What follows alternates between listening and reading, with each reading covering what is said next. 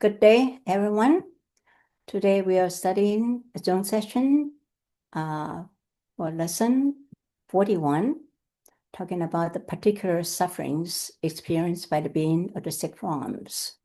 First, we go to the hell realm, and in hell realm, the 8 hot hells is what we'll study today. So to begin with, we all remember we should start every practice, whatever, with the 3 supreme methods, which is in the beginning, we arouse bodhicitta, and then in the middle, we can study with a mind free of concept or without distraction, and then finally, we dedicate merit. In so doing, our practice becomes a source of merit, and merit cannot be destroyed. And with the dedication on the merit grows until enlightenment. Okay, so that's all arouse bodhicitta.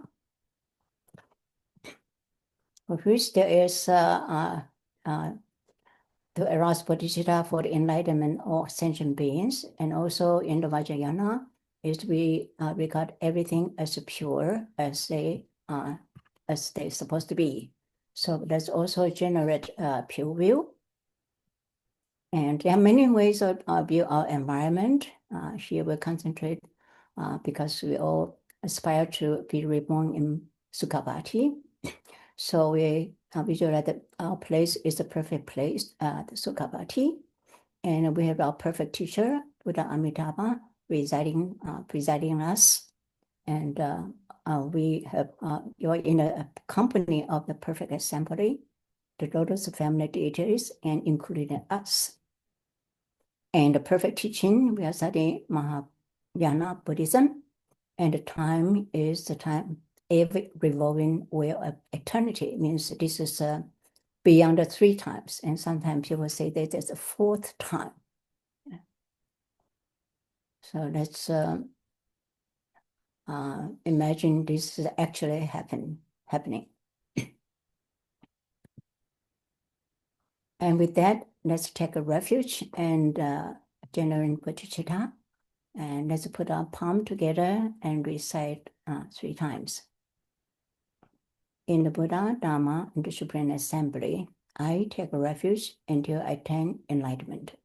Through the merit of practicing generosity and so forth, I attain Buddhahood for the benefit of all beings. In the Buddha, Dharma, and the Supreme Assembly, I take a refuge until I attain enlightenment. Through the merit of practicing generosity and so forth, I attain Buddhahood for the benefit of all beings. In the Buddha, Dharma, and Supreme Assembly, I take a refuge until I attain enlightenment. Through the merit of practicing generosity and so forth, I attain Buddhahood for the benefit of all beings. And we generate bodhicitta in a mantrayana way. I and other sentient beings, infinite in number, have always been Buddhas from the very beginning. In acknowledging that this is how things are, I generated mind of supreme awakening.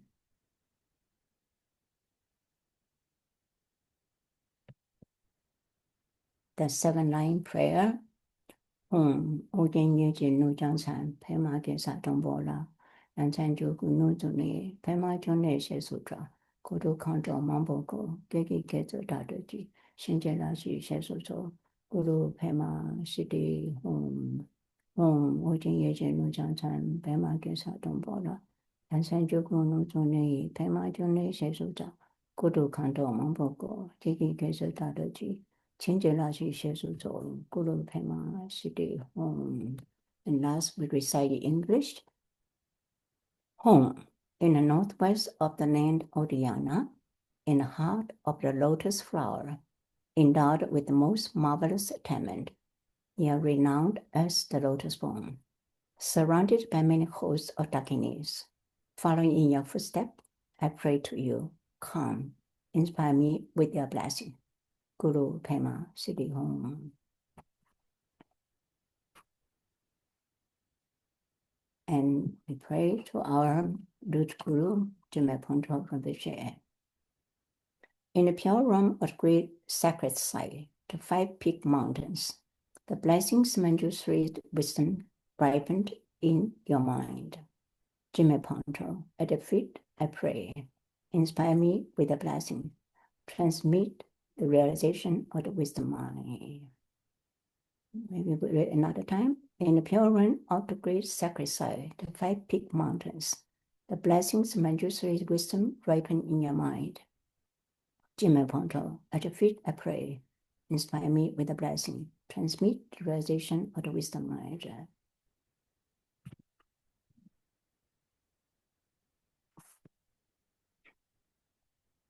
Homage to the teacher, Buddha Shakyamuni. Excuse me. Homage to the wisdom warrior Manjushri. Homage to the entire loving lineage masters. The unsurpassed, profound, and wonderful Dharma is difficult to meet for hundreds and thousands million eons. Now that I get a chance to see, hear, receive, and practice it, may I understand the ultimate meaning of the Tathagata. In order to liberate all sentient beings, let's generate the supreme bodhicitta. Okay, so our mind all settled, I hope, and we could take a minute to think all these prayers and real prayer to our lineage masters, Guru Rinpoche, to grant their blessing, so we may grow wisdom and compassion through our study together.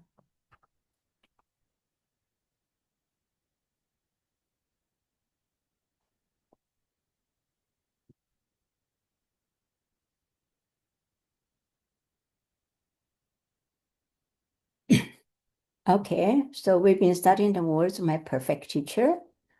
Thankful Christina last time, she gave a very detailed review of what we learned.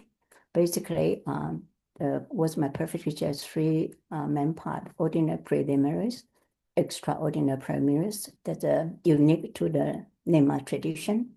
Swift transference is transference our consciousness to Sukhavati at the time of death. So we are studying the ordinary preliminaries, and we have spent 13 lessons on how to listen properly or listen to the Dharma. And from 14 to 27 is talking about the real opportunity of having freedom and advantages, which must rejoice. And the next 11 is impermanence of life, and go through the external environment, to the being living there, to the kings, to whatever people in power, they are all impermanent. So we learned impermanence. And then we move to the third phase, is the defect of samsara. Okay, so let's see what before that, Patrul Rinpoche usually he has a different prayer for different section. For this defect samsara, he has this prayer. I'll just read it. We could put our palm together. Understanding the samsara activities are empty of meaning. With great compassion, you strive only for the benefit of others. Without attachment to samsara nirvana, you act according to the great vehicle. Purest teacher, at the feet I bow. And you can imagine His Holiness Jime Ponto Rinpoche and Temple Sodaji is in front of us, and we say, Purest teacher, at the feet I bow. Grant your blessings.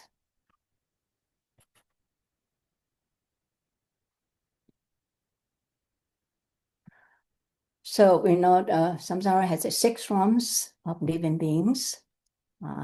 The defect samsara just basically has 6 paths, starting from the hell realm, the predator realm, the animal realm, human realm, asuras, and gods. And so today we're studying the 18 hells. The hell realm has containing 18 hells.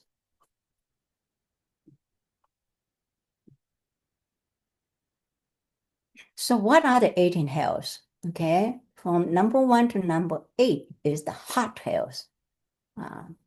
And then number 9, the neighboring hells. And the next 8 are 8 cold hells. And the last one is ephemera hells. So we have covered in like 11 lessons here. The first one, we studied 8 hot hills. So you can imagine this much something with heat, and very much so. And what are 8 hills? 8 hot hills, okay? The first is the reviving hills, and the next, second, the black line hill. 3, the rounding up and crushing hill. 4, the howling hill. Did I spell right? Howling hill, the great howling hill, the heating hill, the intense heating hill, and the last and the most severest is the hell, the ultimate torment, also Avicii hell. So we'll study one by one in great detail. So what we want to do is first, we'll read the Campbell's pre-class teachings, and then we studied 8 hells in sequence, and then with particular pay attention to Campbell's earnest bidding, what we should do when we engage in, when we read or study, listening to these teachings. And then there was some question raised on our chat. We'll also address these questions, the existence or location of the hell realm, and maybe we could explain it with from the perspective to truth and pure will if we have time. And like anything, I would like to give warning every time there's sometimes the movie if it's too graphic, they have this kind of warning. So I give explicit warning like this. Some of the visual and reading materials are intense and maybe disturbing. They are Buddhist graphic depiction of torment, illustrating severe karmic consequences. Viewer discretion is advised. So we are all sitting here. I guess you're all prepared psychologically, so you won't get shocked or feel whatever or fear you might arouse. Okay, so just as learning new things with the curiosity and open mind. So to begin with, I'd like to share a picture of the a cosmic view of the Buddhism. This is one picture I found. It looks like from very bottom to the very top. Okay, so here is our world, our land, or 4 continents. We are in the southern continent, Jambudiva, and in the middle is Mount Meru. So this, and then on top, God, Devas living. On the bottom, the 8 hells. Okay, here the 8 hells, just like the text described, is stacking down from the reviving hell, go all the way to Avicii hell, the second like buildings, and then the 8 cold hell. I think they are neighboring here somewhere. I don't know. I didn't look carefully. Okay. Anyways, this is general depiction of Buddhist depiction. Okay. So we human live on the land, and then remember the 6 realms, right? Hell breathing, hungry ghosts, animals, animal human living on the Jambudiva here, and God living to the normal God. There's 8 gods belong to the design in the samsara design here. I think the lesser God, 2 gods, the 4 kings live, and the 4 kings live in the lower level of the slopes of the Mount Meru. And the heaven of 33 is at the top of the Mount Meru. And there are 4 levels of God, and also belonging to water the God. So we will talk about this. The 4 levels of God we use to compare, the 6 gods times we use to compare the lifetime of the hell realms. So just get just a general picture. And then at the top is the Kandisha, the utmost Dhammakaya realm there. Okay, this is just for reference. You can believe or not, but this Buddhist cosmology. So I talk about this 6 realm of the God realms. The lowest one is heaven of the 4 kings. They live on the lower slope of the Mount Meru, and then one day is equivalent to 50 human years.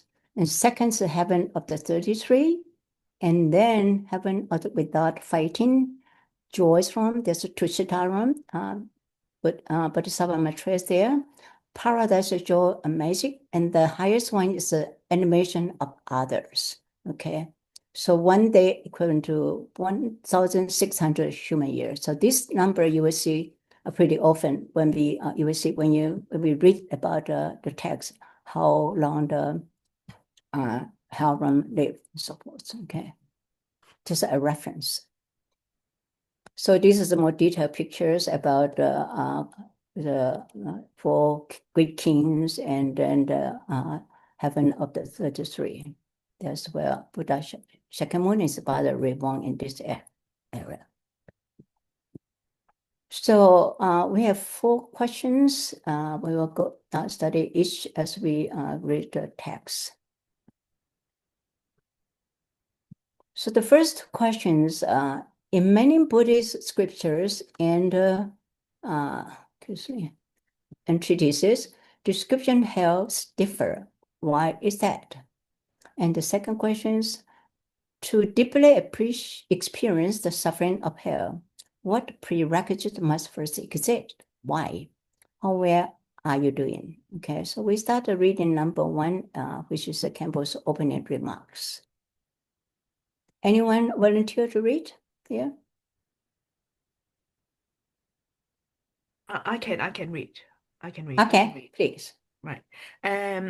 We are now covering chapter 3 on the defects of samsara. We have completed the general introduction. Now let's proceed to the detailed explanation. The particular suffering experienced by the beings of the 6 realms, the 18 hells. There are various descriptions of hell in the Sutra and Shastra. For example, the treatise on the foundations for yoga practitioners lists 8 hot hells, each surrounded by 16 smaller hells totaling 136 hells. In the Dharma Agama and the numbered discourses, the names and corresponding sufferings vary significantly. The descriptions of most hells are quite similar across texts of Tibetan Buddhism, but the accounts of journeys to hell by some revered masters of Chinese Buddhism differ in terms of names and associated sufferings.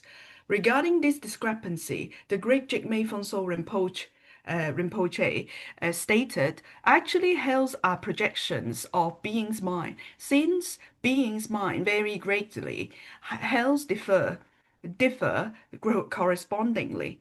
Therefore, the classifications of hells is not limited to just the 8 hot and 8 cold ones. Thus, it is important to understand that different descriptions of hells in various scriptures corresponds to the karmic consequences of different beings. Here we are simply providing a general overview of the sufferings in hell. The 8 hot hells. We are the characteristics of the 8 hot hells. According to the treasury of Abhidharma and the treatise on the foundations for yoga practitioners, these 8 hells are stacked vertically, like the floors of a building, beginning with reviving hell at the top and descending to the hell of ultimate torment at the very bottom. In each hell, the ground and surrounding area resemble the scorching white-hot iron of a blacksmith's forge. There is absolutely no safe place to step.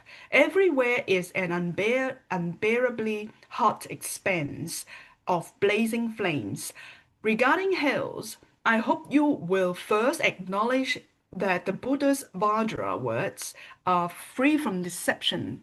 Otherwise, it may be difficult for you to believe in the lifespans of hell beings and the extent of their suffering. Ordinary people often have doubts about things we cannot directly see or experience. In such cases, we must rely on scriptural authority, trusting that the Vajra words of the Buddha and the Sublime Masters are absolutely reliable. Even though our spiritual wisdom has not matured enough for us to directly perceive hells, or we cannot physically visit hell to experience the suffering, or even if we experienced hells in previous lives but do not remember them in this life, we should still have conviction that the teachings on hells are completely credible. Having such faith and trust is very important. Otherwise, once a person truly experiences hell, it will be too late to regret their actions. Therefore, by meditating on the suffering of samsara, we should develop a sense of horror towards hell. We will try, vow never to commit negative action, as it would be dreadful to end up in hell. Such a determination must arise through practice. Practitioner and eminent masters of the older generation were so fearful of falling into hell that they contemplated it day and night. The great Jigme Phunso Rinpoche often mentioned that he sometimes struggled to fall asleep at night out of fear of the possibility of ending up in hell. Many of us are not like this. We often lose sleep over trivial matters such as food or accommodation, rarely out of fears of descending into lower realms. This indicates that while we may talk about believing in the law of karma, we have not yet fully developed unwavering conviction. Therefore, we still need to make sincere efforts in this regard. Thank you. So you have answered the first question, I believe. Why are the hells differ? Why is that? Or the Well, different different beings. Well, it's actually in Campbell has already explained it. He says different beings have different projections of hells. So it really depends on each individuals, because I think yeah. Yeah, and also you mentioned that the Buddha's words are infallible, and all great masters they teach us. So even we had doubt, I think let's just study this with open mind first, and drop our preconception, and later we could discuss in more detail. Anyone else want to have more thought on this? Here, acknowledge that the Buddha's Vajra words are free from deception and rely on scripture authority, what's written in the scriptures. And then we also have conviction on hell are completely credible. And then we listen to great master the teaching, Jimmy Punto. And when I read it, I just read about the Jimmy Punto had difficulty falling asleep because he's thinking about 8 hells. I myself never have done that. I wonder, anybody has lost sleep because you worry about 48 hells? Yeah? And Yes? this one here, because I truly believe in in the descriptions, the scriptural descriptions of the hell, the suffering in hell. But then I I believe the text, I believe it exists, but it is physically experienced. I cannot really truly experience uh, how it feels. Although I fully believe in the authorities of the scripture. But then, I need to talk about something really disturbing. And what happened in Hong Kong, the fire of the Seven Towers. And I was trying, because, I was trying to imagine that I was one of one of the diseased one, in a building there in the middle of the fire. I was trying to imagine, because I have no way to actually physically feel the hot hell one of the eight hot hells, the fire. So I was using that scenes, using that particular incidents to imagine what if I was right in the fire, right in the middle of the fire, in one of as one of those residents in the buildings experiencing that. I was trying to do that to help myself to understand the feelings of the suffering uh, in that in that conditions. Yeah, I think that's a very good example. And that Hong Kong had the tall building, the whole building is blazing, and that's very horrible to see. And I think that's really a good depiction of the hell realms if we believe it there. Thank you. Okay. So anyway, so we even we are skeptical, just will very patiently guide us, just keep on learning about health. So the next one we'll read this, starting reading the actual hell realm, the reviving hell and the black line hell. So, Bart, you usually like to read first. Would you like to read this text? Yeah, I would like to. Yeah. The reviving hell. Here on the glowing metal ground covered with burning embers, countless Excuse me. countless beings, as numerous as snowflakes in a blizzard, are drawn together by the force of their karma. This makes them perceive one another as sworn enemies, igniting a relentless conflict among them. These hell beings do not require an arsenal of weapons, nor do they can need a truck to deliver them.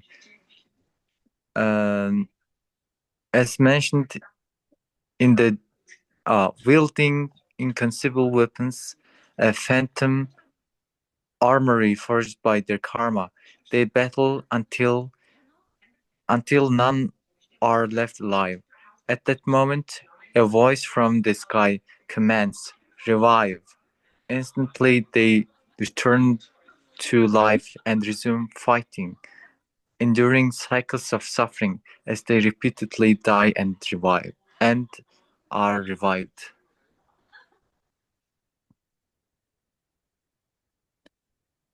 Additionally, according to the Sutra of Individual, Just a minute. I think here, what causes, can you say? what What causes such outcomes? Primarily due to it's due to negative actions such as breaking vows and killing. Additionally, according to the Sutra of Individual Liberation, if minor offenses of misdeeds are not properly repented, they will ultimately lead to rebirths in the reviving hell. How long do they remain in that realm? In the God realm of the four great kings, 50 human years are equivalent to a single day. 30 of these days make a month, and 12 months constitute a year. 500 such years equaled one day in the reviving hell, where 12 months, each consisting of 30 days, comprise a year. They endure suffering there for 500 of those years. If measured by human time, that amounts to 1.62 trillion years. Such a long duration is beyond our imagination. While it may be difficult for some to accept, we must believe it. Otherwise, as Chagme Rinpoche states in aspiration to reborn in the pure realm of Sukhavati. When told of virtues good, the harm of evil, and sufferings and lives in the hells, to think that they are not true but are just tales, is graver karma than the heinous acts. So I confess inevitable bad karmas. Thus, if we consider the suffering and lifespans in the hells to be falsehoods, we must sincerely confess this fault. Continue.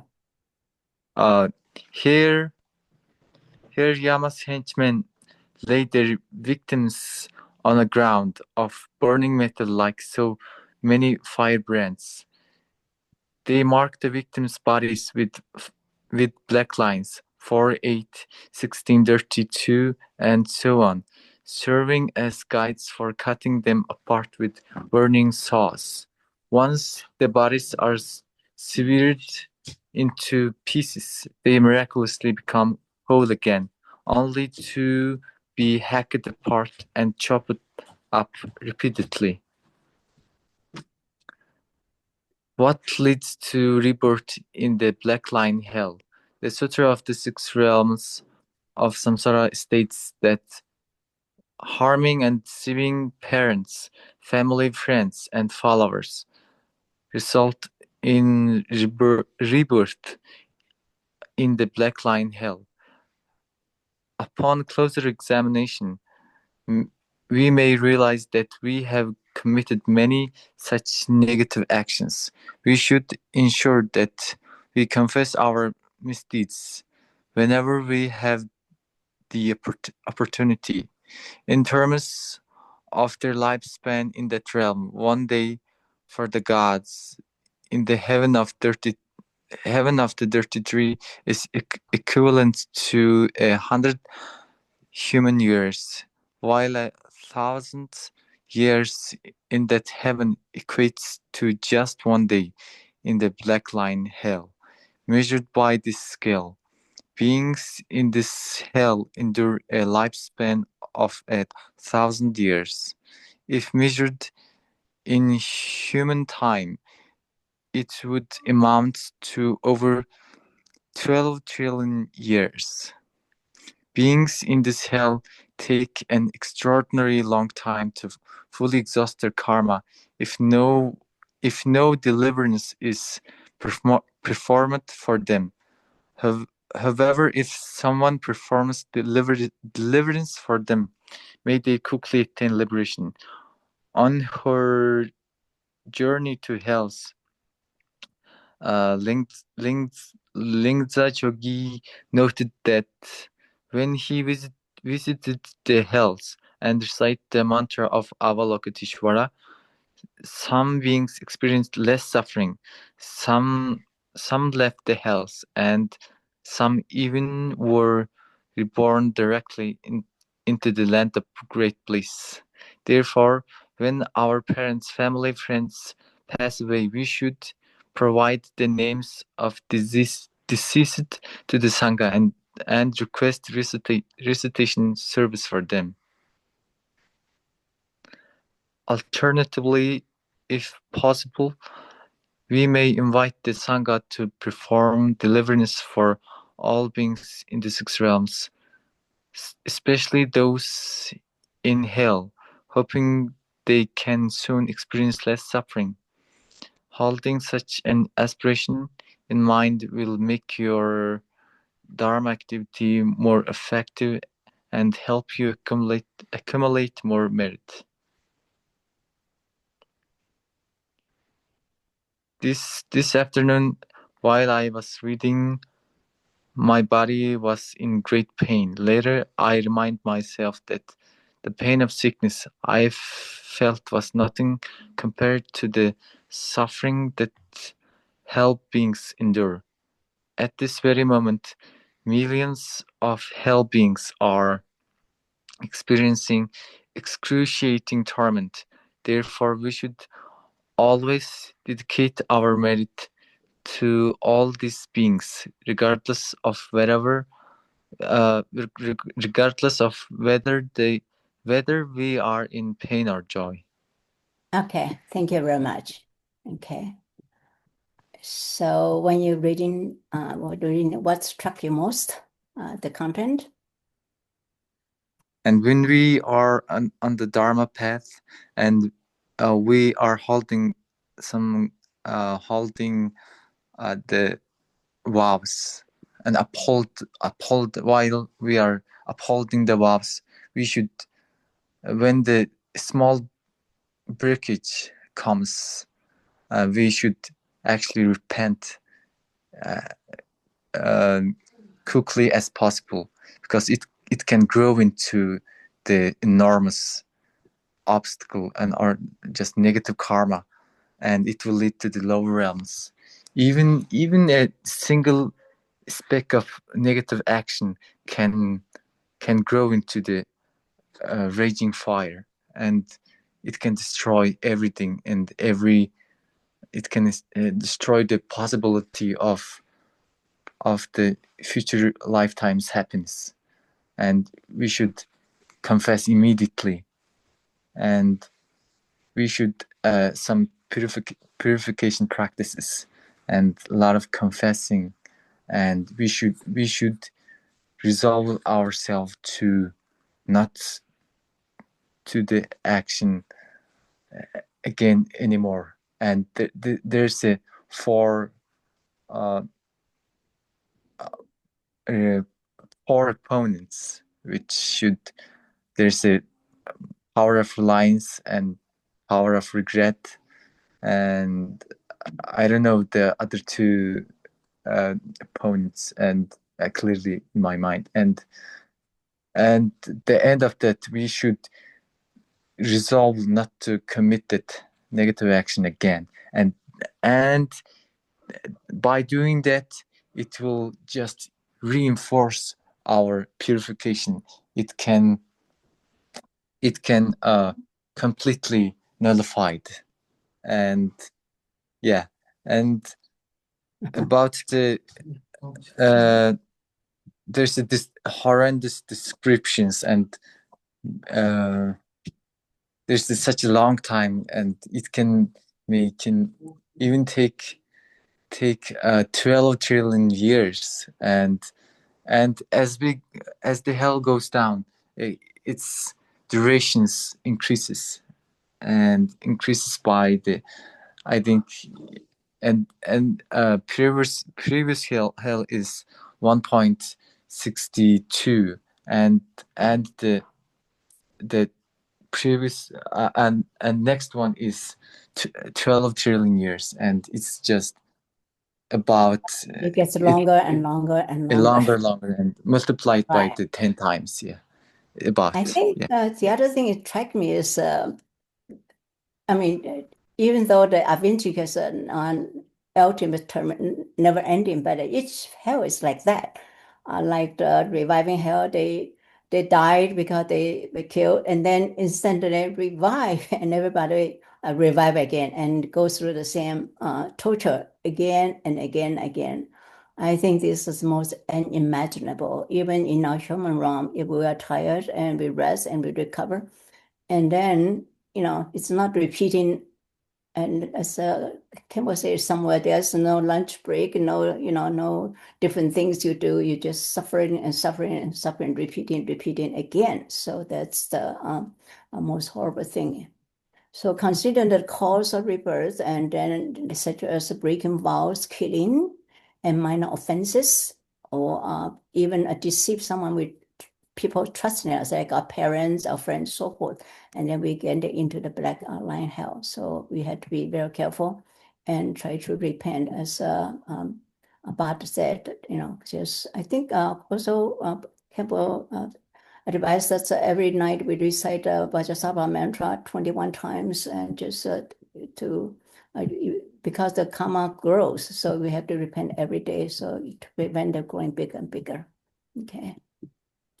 So in this case, in here, it mentioned an interesting aspect. The Dakini went to the hell realm.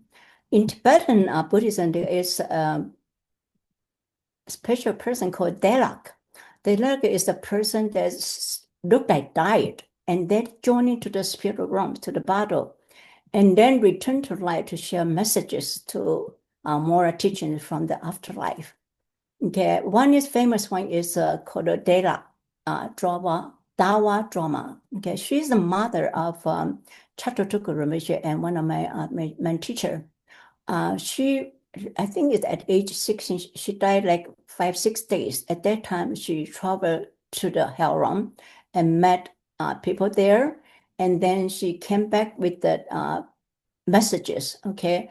Like that one of the infinity business, like maybe some buried coins or jewelry somewhere, or something, some secret only that person and their family will know, okay?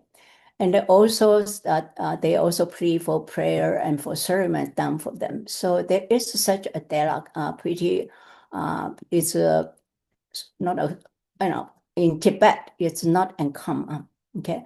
But when we hear that, we might say, oh, this is a Tibetan thing. Well, I don't believe, they have so much folklore and so forth. And very interestingly, recently there is contemporary dialogue, okay? His name is Samuel Burchett. He happened to be the founder of the Shambhala publication. Okay, so he is in a Dhamma. And at the age of 50 or 60, he suffered a heart attack and he died.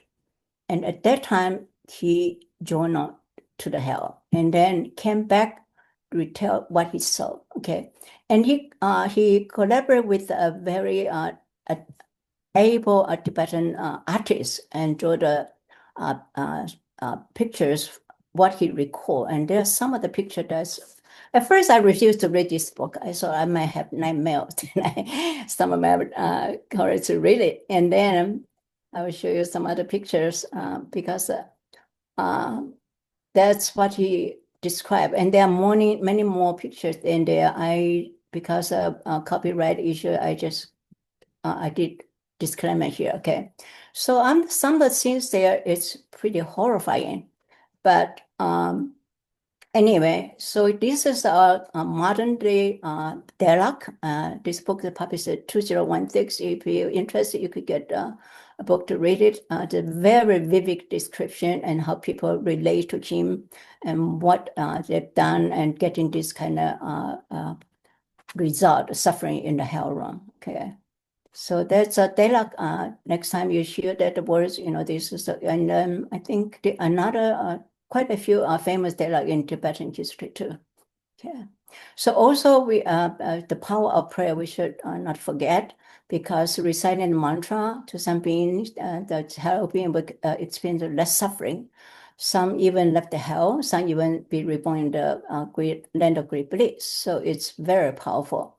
Campbell advised us when our family, parents, family, or friends pass away, we should provide the names of disease to the Sangha and request recitation service of them. Okay, otherwise they have no way out until their karma exhausted. So that's one thing we can do for our parents that we should remember. That's the power of prayer. Can you Yes, can you name please. the book? What is called that novel? It's called yeah. It's available in Amazon as well. A guided tour to hell. It's well bound, very real vivid drawing in there. Okay, I told you first. I said, "Oh, should I read it? And maybe I'm going to have nightmare." But he tells the story in very detailed way and why they suffer, how they suffer, and so actually many people relate to him. I mean, helping people. Okay.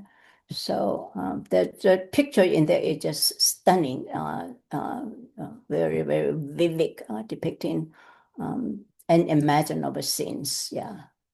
So Sam, I think he's still alive, and he's retired, of course. But I think it's a fitting person to have such experience because he has some Dhamma background, so he can relate to. Okay. I think he's also his very precious offering to us, modern day people. I think Kim has a question. Okay, I'm sorry, I didn't see it. Yeah, please, hi. Kim, go ahead. I have questions about the time, the durations in each health. It's sometimes it's 500 years or 400 days for inhale equivalent to, oh, well, I cannot remember, but I roughly guess 400 days inhale equates to 400 400 days in our realm equate to 1 day in hell, for example. Oh, right. I don't know for sure. Yeah, But I then, made a table yeah, here. You see that? yes. Okay. So The my reviving hair thinking, is yeah, my thinking 1.2. is that what does it actually feel for 1.62 Okay, trillion years? That okay. I would say, for a hell being, they actually tell the durations of each day, or to them it is just like the way we experience the 24 hours. And to them, Okay. it's just exactly the same. So although it's so and so trillion years, it's equate to our 100 years.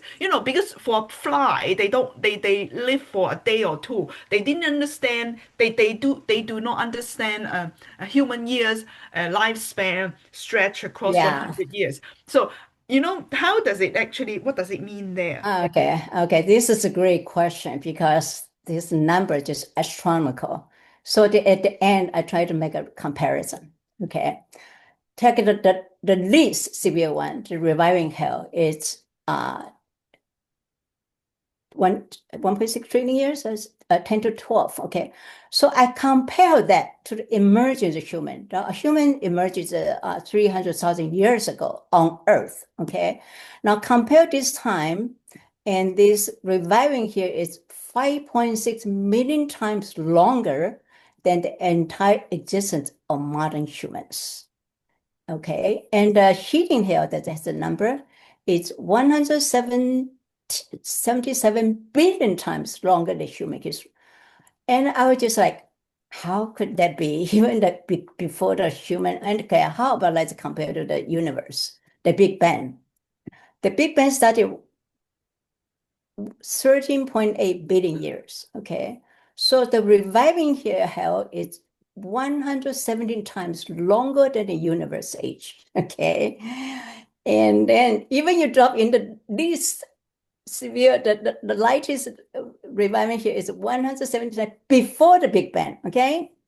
Now the heating here is 3.85 million times longer than age of universe. So this is like, I think it's impossible. Okay, so I think you mentioned that, and then I just happened to see this description. Okay, Samuel, he had a near-death experience. Okay, the book I mentioned. Okay, he had a heart attack. He went into coma, felt like aeons. Remember these words, but actually was only in a borderline for 5 minutes, according to the vital signs recorded at the hospital. So in 5 minutes, he's traveled into the hell room. He feels like eons long. So I think maybe the hell room has a different way for called felt time. I'm just trying to compromise this. Okay, compromise. The hell room might feel the time very different for their senses. Okay, the physical time is practically 5 minutes, but for Sam, he felt it's like eons, okay, countless eons.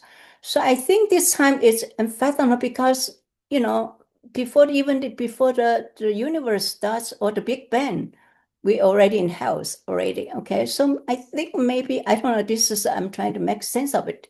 So even 5 minutes, Sam felt that it's like eons long. So for for the hell beings, they might, like when we're in pain, we usually feel time pass so slow, right? We have our own experience of that. And happy times seem just slip right away. So maybe the hell realm, different people, different class of beings have different sense to feel, the feel time, it could be different. So I think that's one, and I mean, you think, I thought about that way too. That's too incredible to think about that. Okay, so but maybe there's a way to compare. Maybe we could ask Rinpoche or so forth. But it's just incredible, the length of time, and then make us look at the time at very different angle. You know, we just like when we look at universe, our Earth is just a little speck, and our time on Earth is just like a little speck. Okay, let's think about that, and maybe discuss it later on. Maybe right now let's proceed to read the next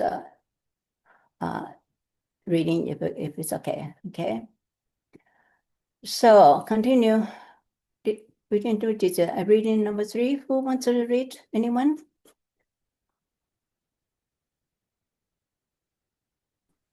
I can read. Okay, please. The rounding up and crushing hell.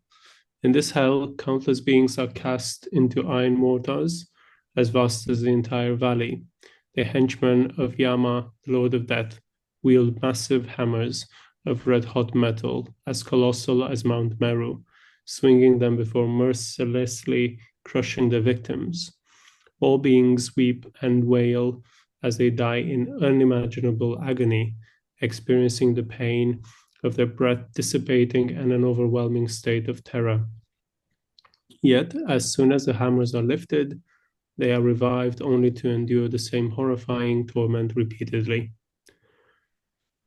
At times, the mountains surrounding the valley transform into heads of stags, deer, goats, rams, and other animals that the hell beings had killed in their previous lives.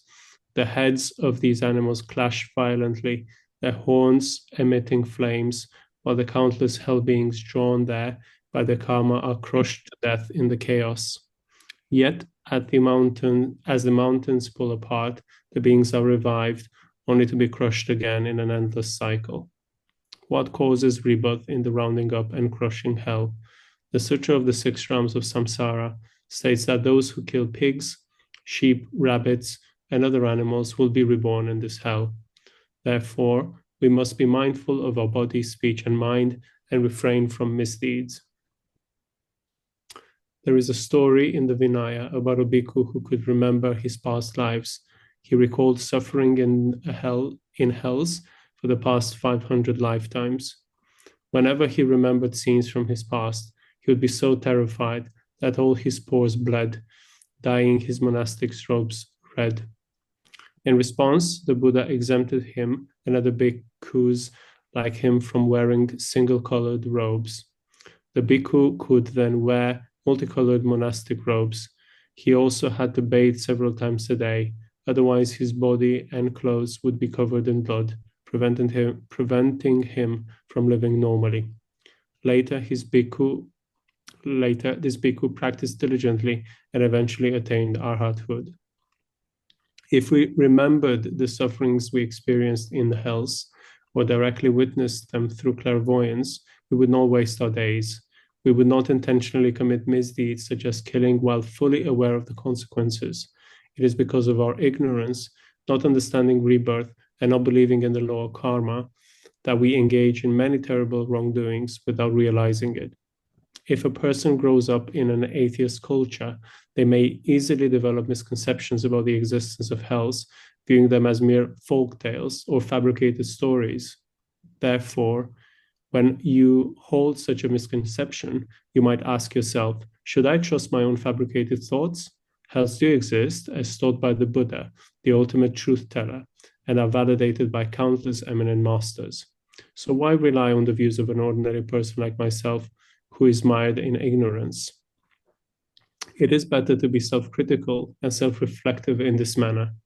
200 human years equal 1 day for the gods of the heaven without fighting. 2,000 years for those gods correspond to 1 day in the rounding up and crushing hell, where the hell beings live for 2,000 years. If measured in human time, this would amount to approximately 103 trillion years. What is the lifespan of the hell beings in the rounding up and crushing hell? It is measured in human time. This would amount to approximately 103 trillion years. Beings in the howling hell Beings in this hell endure torment as they are trapped inside buildings of blazing red-hot metal with no way out. They scream, their screams and cries echo with despair as they feel there is no hope of escape. What causes rebirth in the howling hell? According to the Sutra of 6 realms of samsara, engaging in negative actions, speech, and thoughts, particularly sowing discord to openly or secretly separate others, results in being reborn in this hell. It is, in fact, very easy to commit such misdeeds, so we must sincerely confess. Otherwise, when considering the causes of rebirth in hell, we may feel hopeless, as most of us have committed far too many misdeeds. Therefore, to avoid rebirth in hell, we must make great efforts to confess as much as possible before our deaths.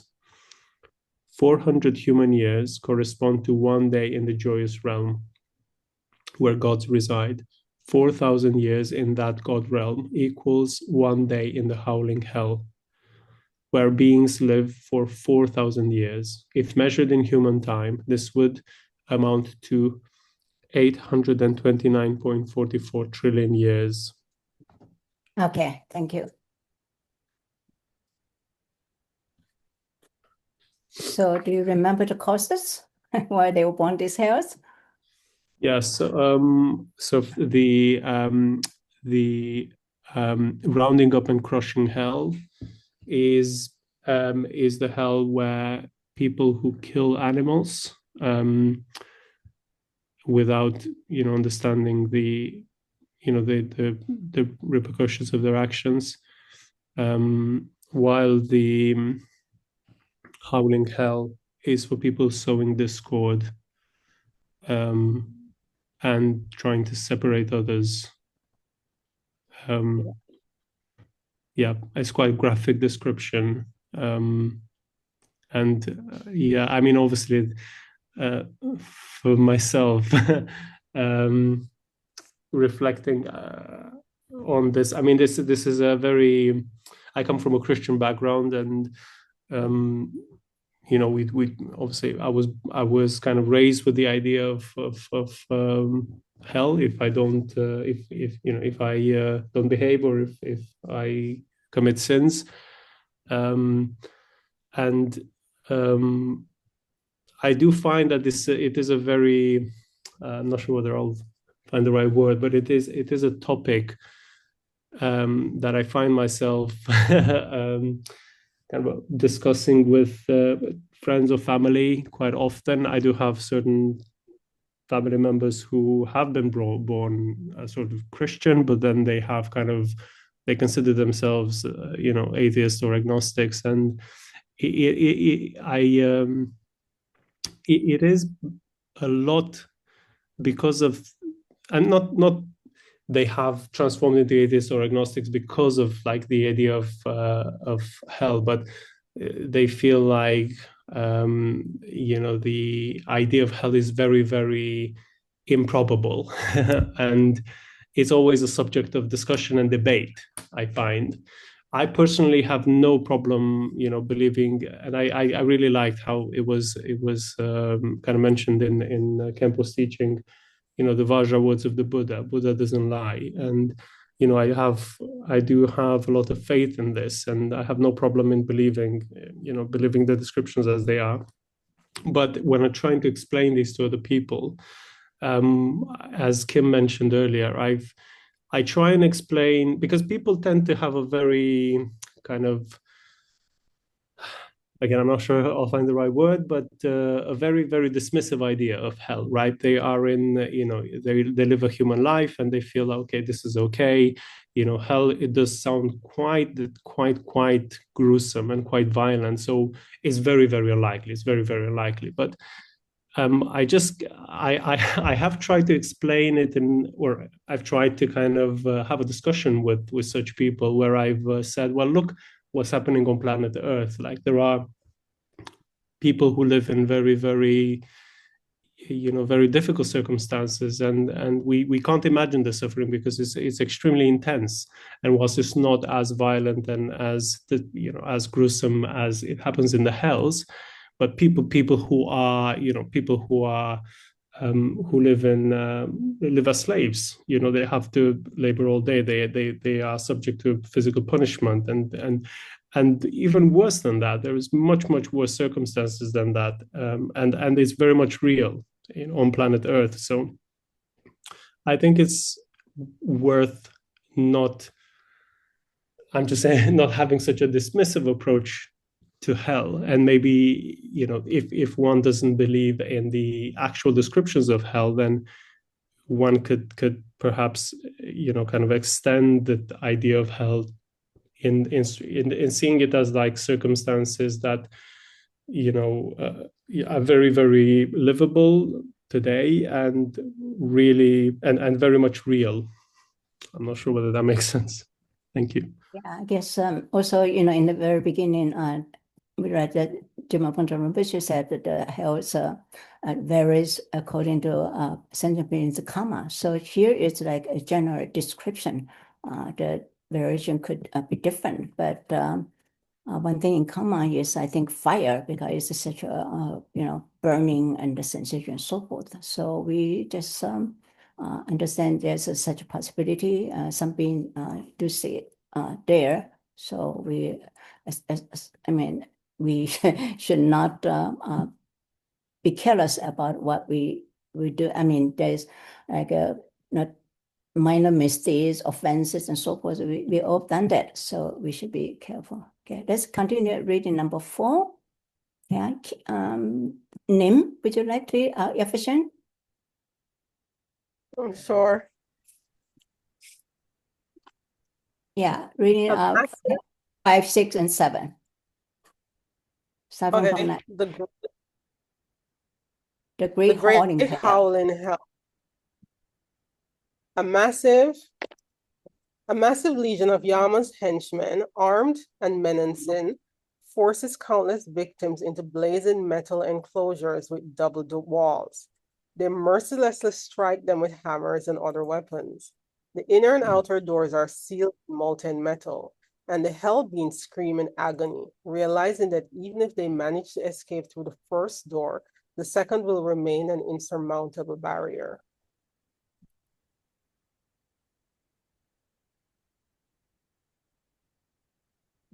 According to the treasury of Abhidharma, there are indeed hells beneath the ground of Jambudvipa, starting with the reviving hells and extending downward to the hell of ultimate torment.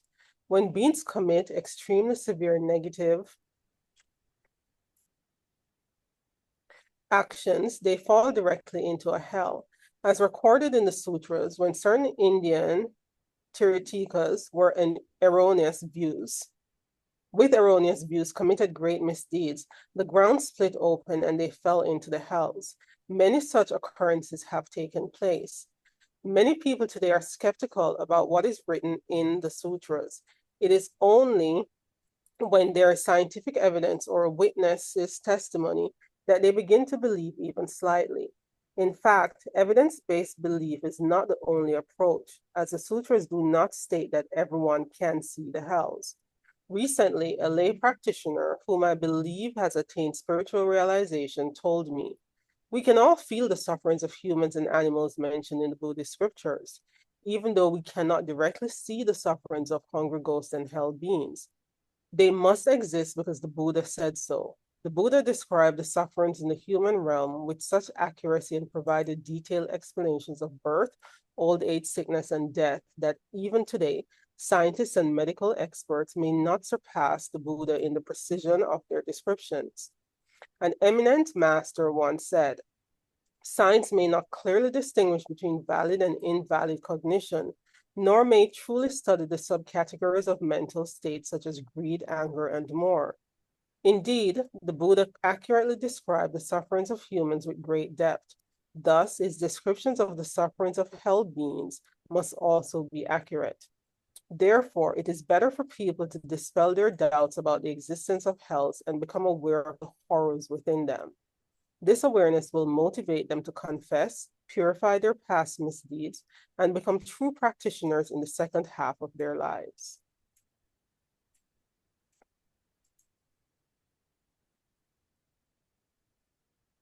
So What leads to rebirth in the great howl in hell? The Sutra of the Six Realms of Samsara states that stealing goods belonging to the three jewels of the Buddha, the Dharma, and the Sangha can result in rebirth in this hell. Therefore, we must handle those belongings appropriately in our daily lives. 800 human years equals 1 day in the paradise of joyful magic. 8,000 years in this God realm correspond to 1 day in the great howl in hell. The hell beings live for 8,000 years. If measured in human time, that would be approximately 6.636 quadrillion years. That is, in this hell, the heat in hell. In this hell realm, countless beings endure torment as they're boiled in enormous iron cauldrons, each as vast as the entire cosmos of 1 billion worlds filled with molten bronze. Whenever they rise to the surface, some workers seize them with iron hooks and strike their heads with hammers, occasionally rendering them unconscious. For these beings, their only sense of relief, what they perceive as happiness, comes during these brief moments of unconsciousness when the pain subsides. Otherwise, they endure relentless and excruciating suffering. If a human is beaten until they faint, they will feel immense pain upon regaining consciousness, whereas a being in hell perceives the same situation as a rare moment of happiness. Then what causes rebirth in the heat in hell? The Sutra of Six Realms of Samsara states that those who set fire to mountains, forests, houses, grasslands, and even living beings will be born in this hell. 1600 human years correspond to 1 day in the God realm known as the examinations of others. 16,000 years in this God realm equals 1 day in the heat in hell, where the hell beings endure for 16,000 years. If measured in human time, this would amount to approximately 53.08 quadrillion years. Oh, the intense heat in hell. The beings in this hell are confined within burning metal houses, where Yama's henchmen torment them by impaling red-hot iron tridents through their heels and anuses, with the prongs piercing their shoulders and emerging from the tops of their heads. Simultaneously, their bodies are enveloped in searing sheets of metal. The agony they endure is unimaginable. What causes rebirth in the intense heat in hell? The Sutra of the Six Realms of Samsara states, those who slander others without cause or out of resentment will fall into this hell.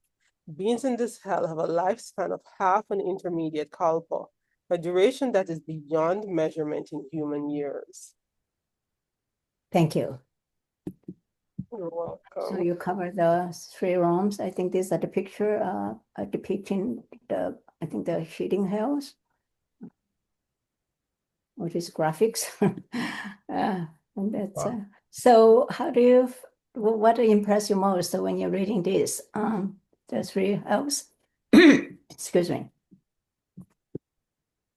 I mean, it's scary. It sounds horrendous just to imagine. You know, I think about, as I was reading it, I was thinking, you know, sometimes you're cooking and a little oil just splashes up and touches your skin and you feel like the whole world's about to end. Well, I do at least. The whole world's about to end. And just to think, for just a second, I think the whole world's ending, my life's falling apart, my fingers about to fall off from just the heat before I get some cold water on it, knowing that the tap is right there. Just to think that in a hell realm, be knocked out for a few seconds of unconsciousness is like the happiness. I don't know. But I think also it's what I would consider to be menial things that would get you into these hell realms.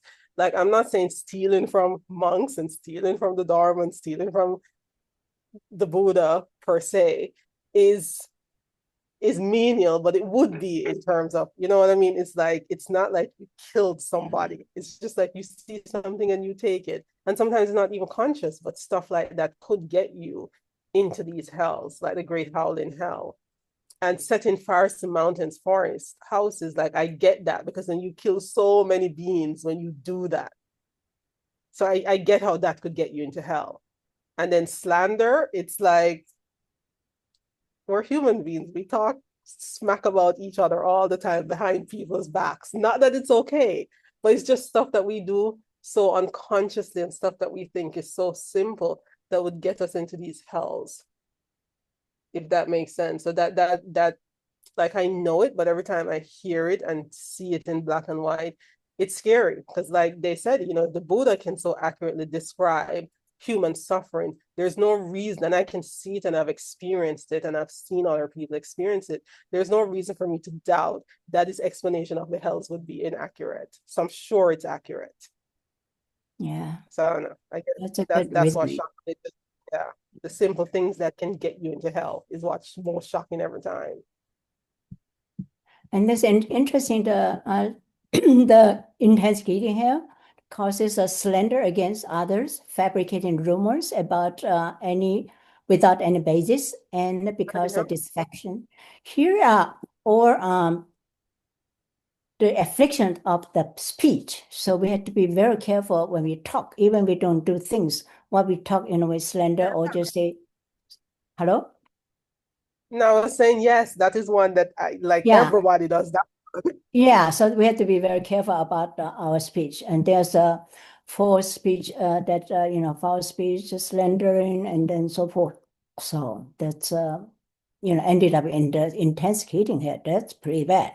Even worse than heating here when you set fire under the mountains. Okay. Okay, the last one. Okay. And also there's a reasoning the Buddha accurately described the suffering humans with great depth. Thus, in his description of the suffering hell being must also be accurate. So therefore, we should not trust our own fabricated thought. That's also just mentioned. Okay, let's read the last one. Anybody want to read I think Kim has a question, maybe? Yes, yeah, please. can I ask you a question? After we finish this lessons, would you mind sharing your slide, one of the slide there, summarizing the cause for the causes and the suffering in hells, that spreadsheet there, that the one you just show us, the slandering one another, that one, yeah, this one. Would you mind? Do you mind sharing this with us after the lessons, because it looks really The slides, sure. I think this one, just this this is a one, summary. not the Yeah. rest of it. Yes. Okay, sure. Okay, thank you. Yeah. Just this one, yeah. I have all eight because the space I have divided Yeah, up. I know the others may have copyright or patents, so Yeah, I right. see Some of this the one. picture I have to be careful. I did did a disclaimer there, but this is should be okay. Yeah, sure. Okay, let's do the last one. Who wanted like to the words hell? Jonathan, are you brave enough? I don't know. Yeah, I can try. Yeah. You know? The hell of ultimate torment. This colossal structure of searing metal is encircled by the 16 neighboring hells. Within it, Yama's henchmen hurl countless beings into the heart of a mountain made of molten iron, glowing like burning embers. Using bellows crafted from tiger and leopard skin, they intensify the flames until the victims' bodies and the fire become completely indistinguishable. The suffering of these hell beings is immense. Beyond their cries in anguish, there is no sign of tangible bodies. They yearn endlessly to escape, but freedom remains out of reach. Occasionally, a brief opening in the fire gives them hope of escape, but they are struck down by workers wielding spears, clubs, hammers, and other weapons. They must endure all the torments of the 7 preceding hells, including having molten bronze poured onto their mouths. It is called the hell of ultimate torment because no suffering elsewhere could surpass its severity. There are also other explanations. First, it refers to the fact that the excruciating pain never ends, and the beings in this hell You continuously experience it without interruption. Second, those who have committed the corresponding misdeeds will fall directly into this hell without passing through an intermediate stage. The lifespan of beings in this hell spans an entire intermediate kalpa. It is the hell designated for those who have committed the 5 crimes with immediate retribution, as well as for tantric practitioners who harbor negative views toward the Vajra master. No other actions can lead to rebirth here. If you don't mind, can we read the 5 crimes just before I start this paragraph? So they're I just have out slides there. for that. Yeah. Ah, okay, good. Yeah. According to the Sutra of the 6 realms of samsara, those who kill their parent or a teacher will be reborn in a hell of ultimate torment. Other Buddhist scriptures state that misdeeds such as breaking the root samayas, holding grudges, and initiating conflicts against Vajra brothers and sisters, if not purified, are serious offenses akin to crimes with immediate retribution. It's very rare for a Buddhist to kill a parent or an arhat in their life. However, it is possible for a Buddhist to break the root samaya by engaging in other severe negative actions. For example, someone who has taken the tantric path may receive empowerment in Vajrayana teachings from one guru today and another guru on a different day, but in the end this person slanders the Vajra gurus. Such an action is utterly appalling. At times, however, the problem lies with the disciple. For instance, if the qualified teacher does not publicly praise him, or if he cannot accept the teacher's behavior due to his own deep-rooted misconceptions, the disciple may begin to slander the guru carelessly. Such a disciple not only develops incorrect views, but also influences others to form negative opinions about the teacher. As a result, unless he confesses sincerely, he will undoubtedly fall into the hell of ultimate torment in the next life. Therefore, it is quite easy to commit wrongdoings. If an individual does not confess them properly, the hell of ultimate torment is not far away. Recently, we studied the chapter on the impermanence of life. We never know if we will die in 100 years, 50 years, or even tomorrow. We are living a happy life today in the realm of humans, but whether we might fall into the hell of ultimate torment in a day or a month to experience infinite pains is hard to say. Therefore, we must always remain mindful and vigilant, doing our best to avoid misdeeds such as slandering and deceiving others while engaging in wholesome actions as much as possible. Meanwhile, for the rest of this life, we should diligently recite the Vajrasattva mantra and confess all our misdeeds, whether we remember them or not, in the presence of Vajrasattva and other Buddhas or Bodhisattvas whom we visualize. Otherwise, we can easily fall into the hell if the seeds of our negative karma are not destroyed. Therefore, when meditating on the defects of samsara, we must have complete conviction in the corresponding teachings. With this conviction, we will establish a solid foundation through preliminary practices, making it more promising as we proceed to the practice of tantric pith instructions. Otherwise, even if we claim to have attained realization of the great perfection, if we have not purified the negative karma stored in our alaya, the all-ground consciousness, then at the moment of death, we may directly fall into the hell realm without even having the time to apply the pith instructions of the great perfection for liberation. Isn't that self-defeating? Therefore, each of us must be very careful about this issue. Thank you. So, 5 retributions, just a minute.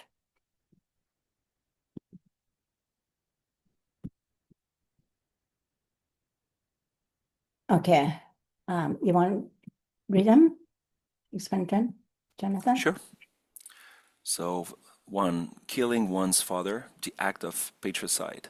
2, killing one's mother, the act of matricide.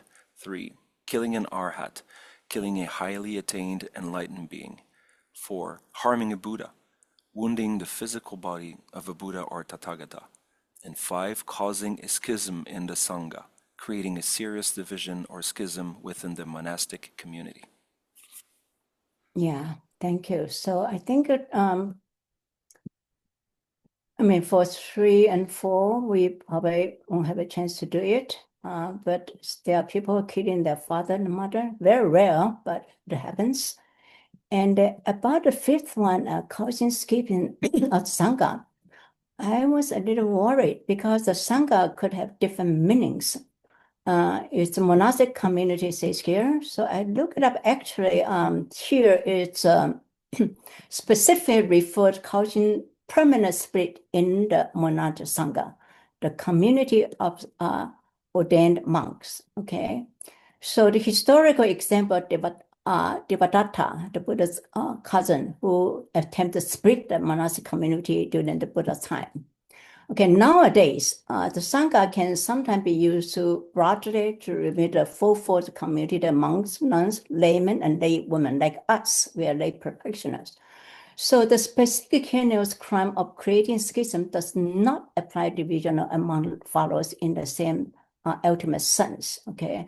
Because the monastic Sangha is most precious, is one of the 3 jewels, because it's severe.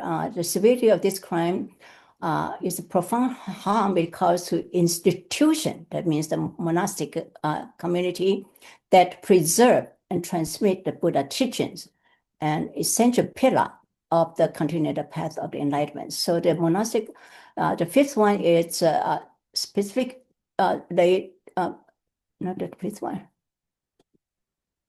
Yeah, okay, refer to the monastic Sangha, although Campbell also mentioned that we have to be careful within our Dhamma brothers and sisters. We better be careful, even it's not as severe as that for the monastic Sangha. Okay, so that's one thing for the into the adventure here, health. Okay.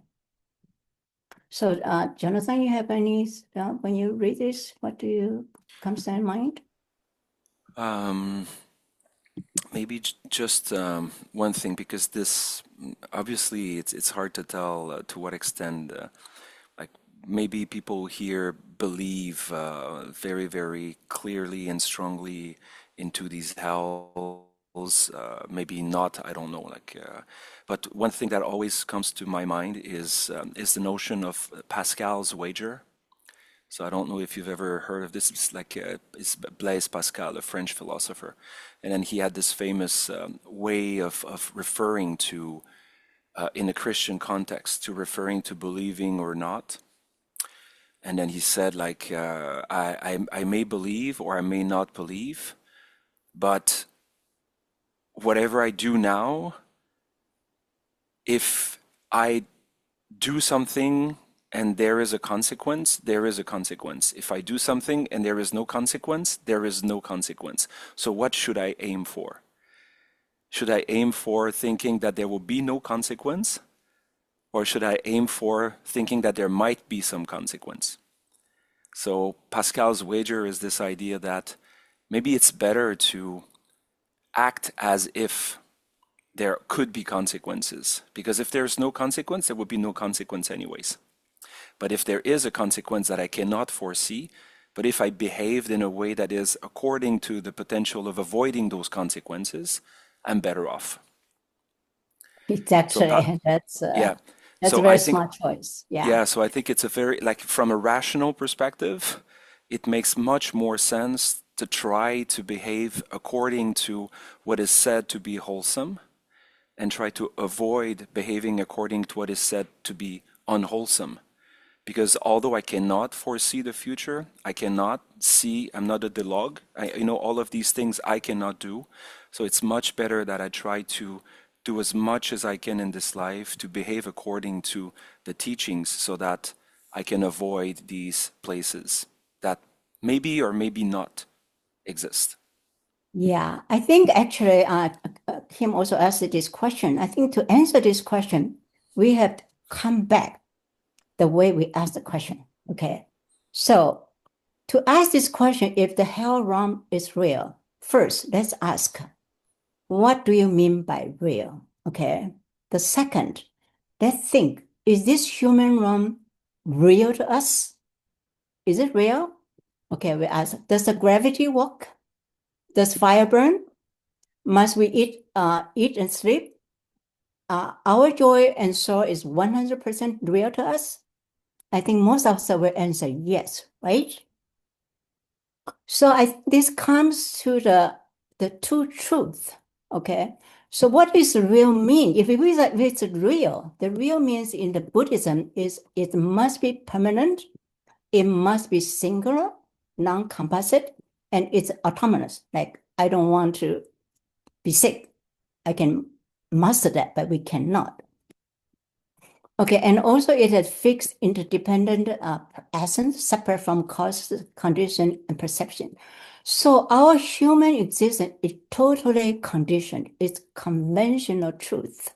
Okay, so if we believe our human realm it's real to us, then we should say grant the same view to the hell beings. Okay, if we grant our existence as real, then we must grant the same reality to other realms, such as hell realms.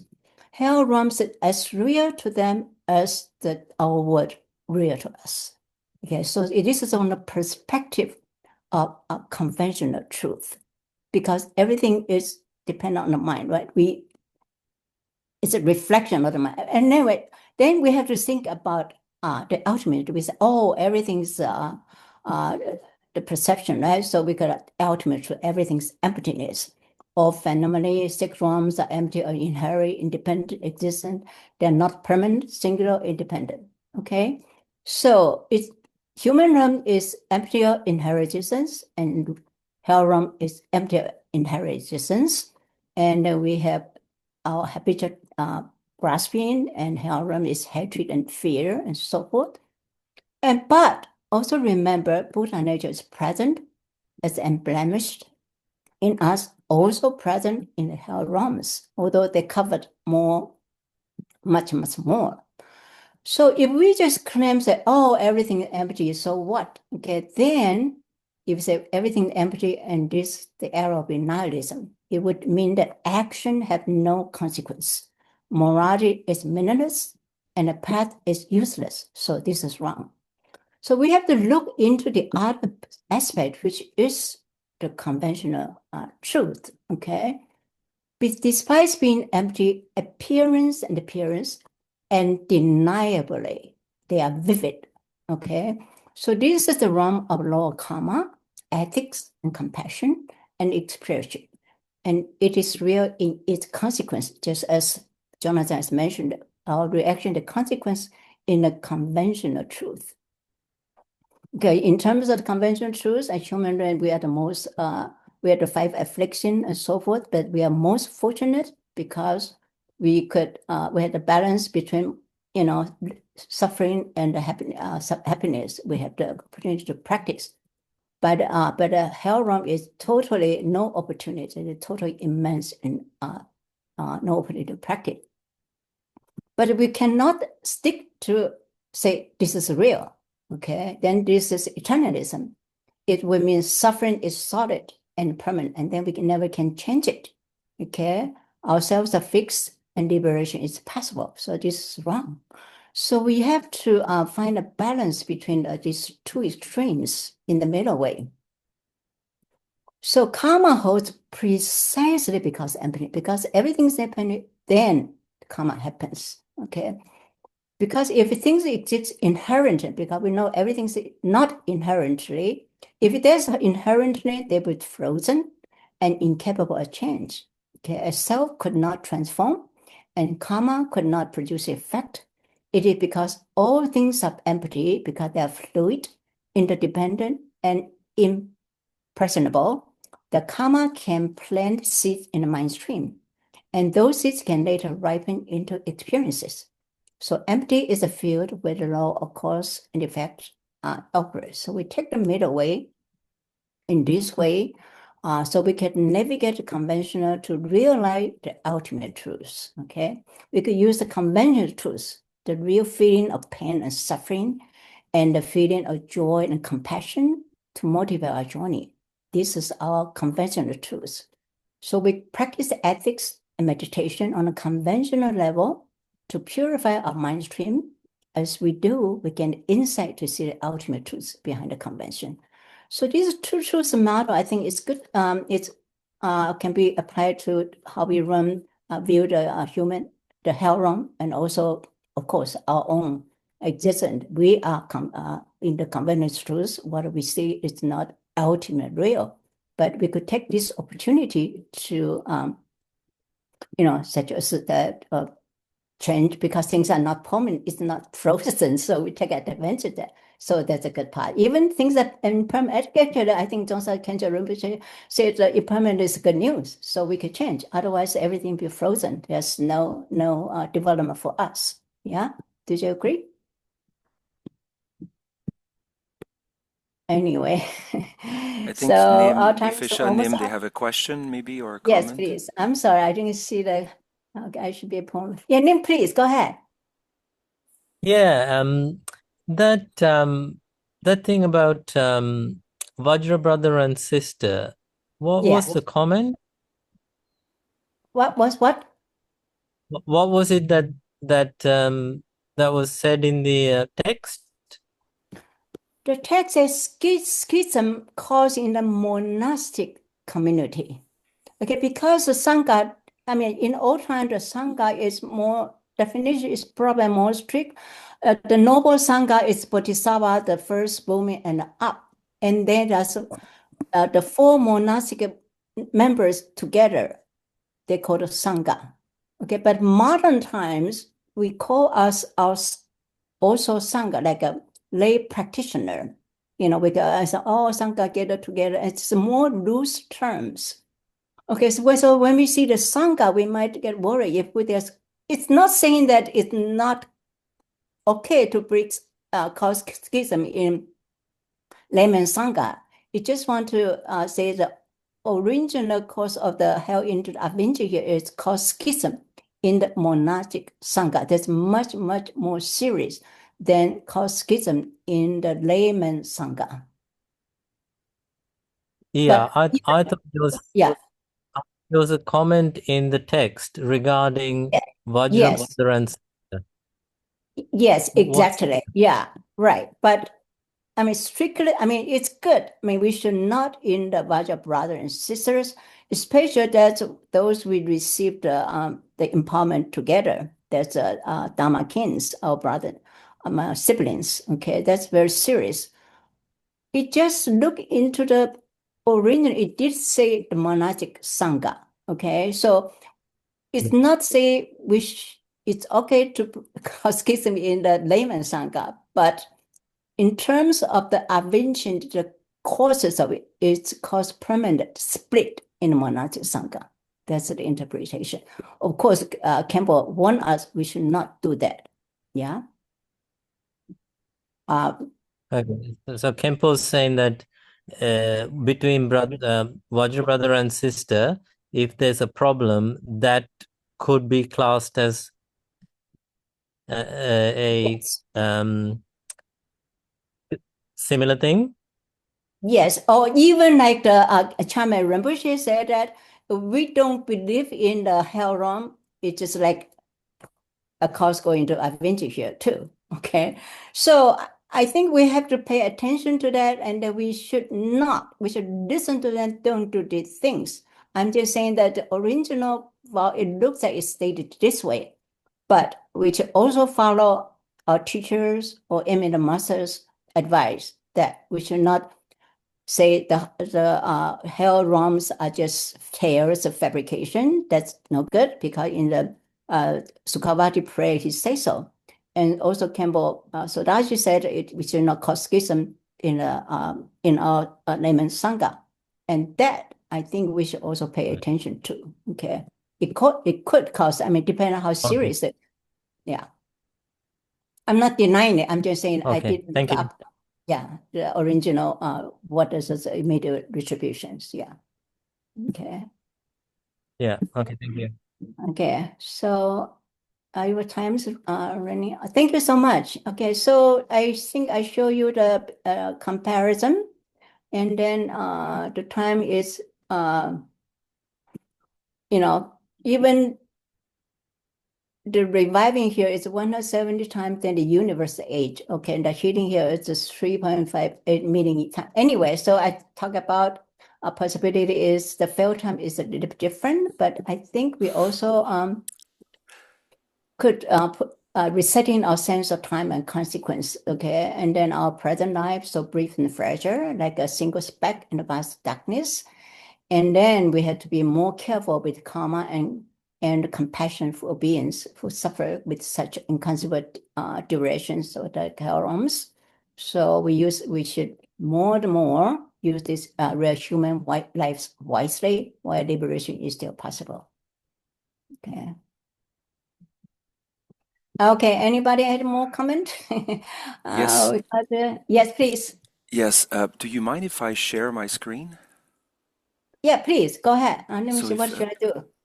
Maybe you just stop sharing. I don't know if I can share on Here we top go. of you. Okay. Oh, okay. Yeah, now it might be working. Because I think I just wanted to come back to Kim's point about time. I don't know if am I sharing the right screen? No, I'm not. Sorry. I'll just take a second. Okay, this one. I don't know if you have seen the movie Interstellar. It's a great movie about space exploration, and the planet Earth is dying, and then some astronauts are sent in space to try to find a livable planet, and then they eventually end up on this planet that we see now on the screen, which is called Planet Miller. Now it's done, but so Planet Miller, they feel that it could be a potential planet to live in. But the thing is that Planet Miller is located very close to, we just saw it, to a big black hole. And then there's such a great gravitational pull on that planet that time is bent. And then they say that an hour on Planet Miller is equivalent to 7 years on planet Earth. And then here we see a comparison of what's happening on Planet Miller with at the same time what's happening on Earth. So I thought we just can look at it very quickly because it's an interesting look on the difference of time as it is experienced.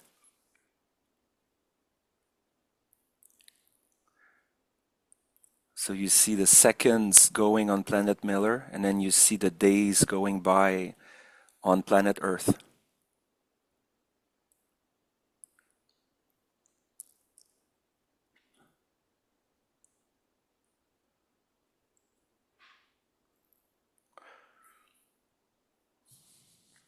So yeah, so I think that this is just a great manifestation of how time can be perceived differently depending on where we stand in the universe relative to each other.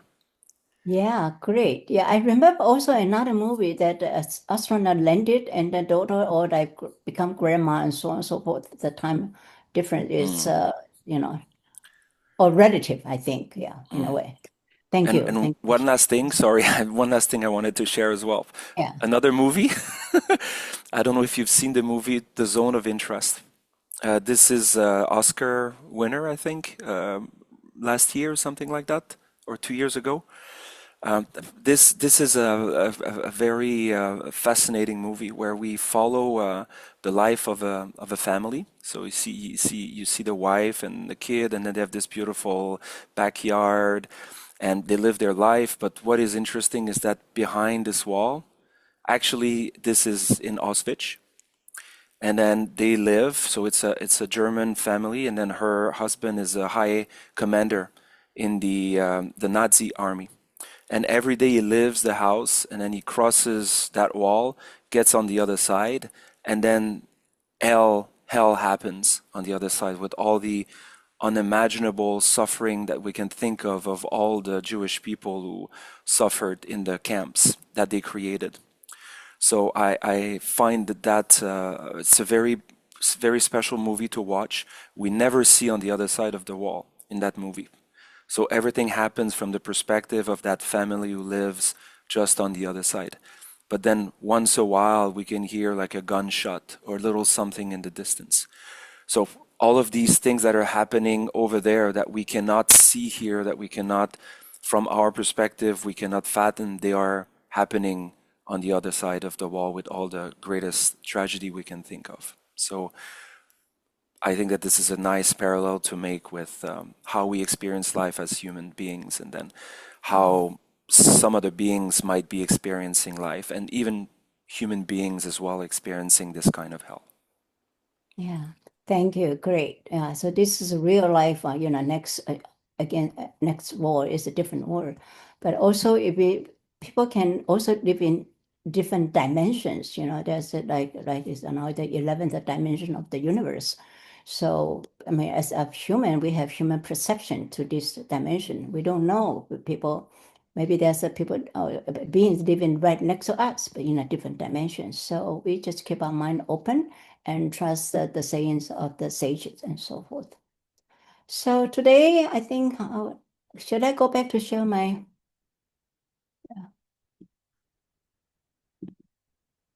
Okay. And if there are no more questions, we'll just go to the dedication. Okay, so in summary, the Buddha's health, the appearance and health is tied to the karma and mental appearance patterns or appearance. Okay.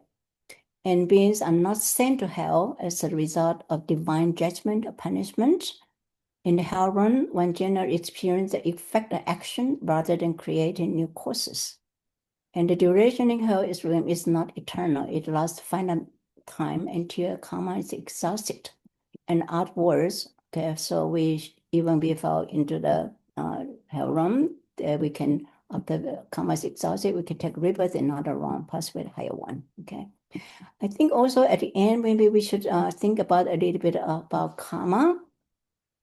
There's 4 rules of karma. Karma is a definite. Certainly there must be a result. Okay, what you sow, you reap.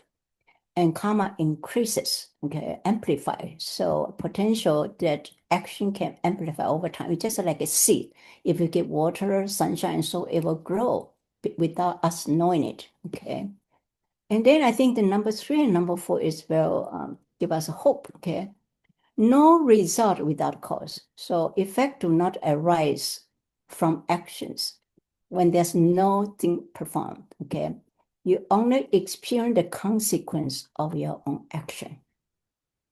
Okay, from this, we could also think, if I do something, I will get some result.